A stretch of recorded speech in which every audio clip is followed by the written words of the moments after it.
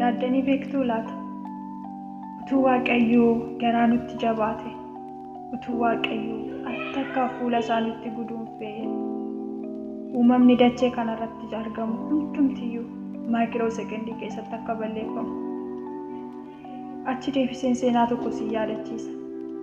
Seera uumamaa boqonnaa 6 irratti gaafa Waaqayyo nama uumuu kootti nan gaabbee jedhu.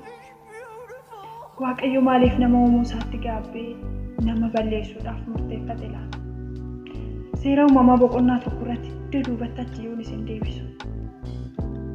Uumama dachee kanarratti argamu hundumayyuu ta'i jedhee sagalee isaatiin uume. Dacheen kun nama malee akka ishiin hin bareenne waan argeef immoo kottaa akka bifa keenyaatti nama nuumnaa jedhe. Nama nuume harka isaatiin tolche, hafuura isaatti baafate. Namuma dadhabbiin irra jiru kanatti immoo abboommii isaa cabse, ulfina isaa salphise. Gaafa kana nama nan balleessaa jedhe. Nama uumuu kootti nan gaabbee jedhe.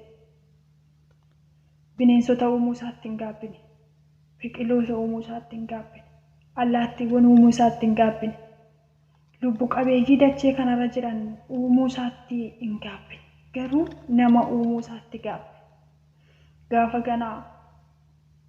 Gaafa dachee kanarraati lubbu qabeeyyii jiran hundumaa balleessuudhaaf ka'u nama qajeelaa nama tokko qofa argate. Innis nuti hambaanu, ati hambaanu. Nuyi nama qajeelaa nama tokkotu addunyaa kanarratti namni akka hafu godhe. Ati dhaloota kanaaf hambaa ta'uu dandeessaa laata? Ani dhaloota kanaaf hambaa ta'uu hin danda'a laata? Dhaloota boru dhufuuf hambaa ta'uu dandeenyaa laata?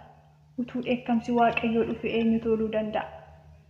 Utuu ulee Waaqayyoo nutti dhufe eenyu toluu danda'a? Gaafa guyyaa 40 halkan 40 fi bokkaan lafa kanarratti gadi dhangala'e uumamni hundumtuu hin balleeffame. Warra Nohii wajjin markaba isaatti ol galan qofatu oole. Arraba keenyaan hadhaawaa facaasaa oole. Hadhaawaa arraba keenya keessaa ba'uun nama baay'eetu madaa'ee aadaa jira. Nama baay'eetu dhukkubsataa jira.